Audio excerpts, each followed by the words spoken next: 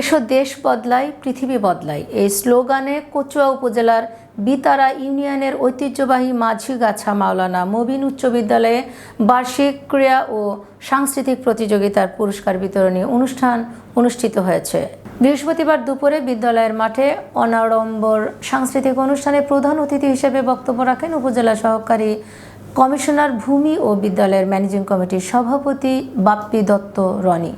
বিদ্যালয়ের প্রধান শিক্ষক মামুনুর রশিদের সভাপতিত্বে ও সহকারী শিক্ষক শরীফুল ইসলাম ও আব্দুল মান্নানের যৌথ পরিচালনায় বিশেষ অতিথির বক্তব্য রাখেন কচুয়া উপজেলা বিএনপির যুগ্ম সাধারণ সম্পাদক বিশিষ্ট সমাজসেবক ইউসুফ মিয়াজি, উপজেলা ছাত্রদলের সহসভাপতি তাজুল ইসলাম, সাংবাদিক আলমগীর তালুকদার, জিসান আহমেদ নান্নু, যুবদল নেতা জসিম ও ছাত্রদল নেতা ইমতিয়াজ আহমেদ সহ আরও অনেকে। এ সময় এলাকার গণ্যমান্য ব্যক্তিবর্গ, বিদ্যালয়ের শিক্ষক শিক্ষিকা, অভিভাবক ও শিক্ষার্থীরা উপস্থিত ছিলেন। বিদ্যালয়ের বার্ষিক ক্রীড়া ও সাংস্কৃতিক প্রতিযোগিতা অনুষ্ঠান শেষে বিজয়ীদের মাঝে পুরস্কার বিতরণ করে অতিথিবৃন্দ।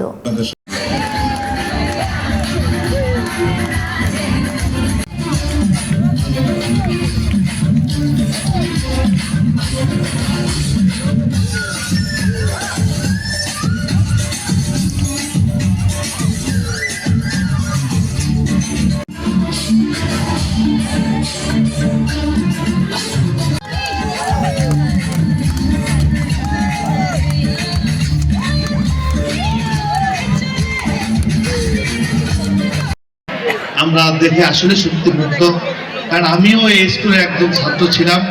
ছোটবেলায় এখানে আমার খুব বিচরণ ছিল, লেখাপড়া করেছি, এই স্কুলে এসএসসি পাস করেছি। এসএসসি পাসের পর থেকেই আমি এই কচুয়ার সর্বোচ্চ বিদ্যাপীঠ কচুয়া বঙ্গবন্ধু ডিগ্রি কলেজ থেকে যখন এজিএস নির্বাচিত হই, তখন এই স্কুলের ছাত্রছাত্রীরা, টিচাররা আমাকে সম্বর্ধনা দিয়েছিল। সেই আনন্দ থেকে আমি আমার পথ চলে এগিয়ে যাই এবং এই স্কুলের প্রথম কোনো একজন ছাত্র হিসাবে আমি এই স্কুলের সর্বপ্রথম একজন সভাপতি হিসেবে দায়িত্ব পালন করেছিলাম। এবং আজকে আমার দ্বারা এখানে টিচারবৃন্দ আছে, আমি সবাইকে শ্রদ্ধার সাথে স্মরণ করছি এই কারণে যে আমাদের প্রাণপ্রিয় স্কুলটাকে এখনো সুন্দর করে আপনারা বিভিন্নভাবে লালন করতেছেন, ছাত্রছাত্রীদেরকে শিক্ষা দিচ্ছেন। আপনাদের প্রতি আমাদের অনেক অনেক কৃতজ্ঞতা থাকলো, যারা আমাদের এই কোমলমতি ছাত্রছাত্রীকে আরো ভালো শিক্ষা দিবেন, আরো এগিয়ে নিয়ে যাবেন। আজকে এই বিদ্যালয় থেকে বিগত দিনে অনেক ছাত্রছাত্রীরা বের হয়ে গেছেন, যারা দেশের বিভিন্ন কর্মক্ষেত্রে অত্যন্ত আপনার গুরুত্বপূর্ণ ভূমিকা রাখছেন, দেশের জন্য ভূমিকা রাখছেন। তাই আমার ইচ্ছা যে আপনারা যারা এই মুহূর্তে যারা শিক্ষক মণ্ডলী আছেন, আমার ছোট ছোট ভাই বোনদেরকে সামনের ভবিষ্যতে যেন তারা আরো ভালো পারফরমেন্স করতে পারে, লেখাপড়া করতে পারে, দেশের কাজে নিয়োজিত হতে পারে, এই প্রত্যাশা আপনাদের প্রতি। এবং আমার ডান পাশে যারা বসে আছেন সম্মানিত ব্যক্তিবর্গ, সবাইকে আসসালামু আলাইকুম।